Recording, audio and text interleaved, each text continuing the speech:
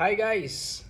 So, meron lang akong i-share, no? Paano mo masusolusyonan ng mabilis or makakapag-desisyon ka ng mabilis. Hello guys! So, ito, may ginawa akong matrix, no? So, ito yung ginagawa ko para madaling solusyonan yung problema, no? So, paano ba ito ginagamit, no? Okay. So, ang gagawin mo, gawa ka ng Excel file or kahit sa papel yan, no? Doon sa column, ilista mo lahat ng problems. Ayan, no? Ilista mo yung mga problems, ilista mo kung hanggang ilan ba yung mga problema mo, no? Then, doon sa row, yung row na yan, ayan yung mga solution sa bawat problema. So, ang gagawin mo, problem number 1, tapos solution 1,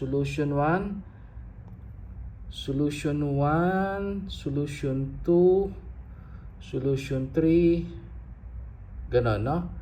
Tapos, next, problem 2, doon ka na sa kasunod na column, doon sa solution, okay? Tapos, at the end of pagka na-fill up mo na lahat, no? I-check mo lang, no? I-check mo lang kung halimbawa, house chores. I-check mo yung mga yan, may kakaroon niya ng mga check. Tapos bandang huli, makikita mo na yung kung ano yung pinakamadami, ito yung unang solution ko, no? Magiging unang solution. O ito, 3. So makikita mo na kung alin yung una mong gagawin, oh. Yan. Okay? So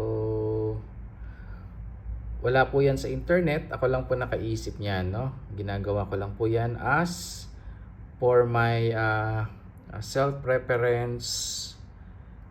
Kumbaga, it's my strategy to solve problems or make decisions. Alright, thank you so much. Please like and share my video para po makagawa po tayo ng madaming video at marami po tayong matulungan. Thank you.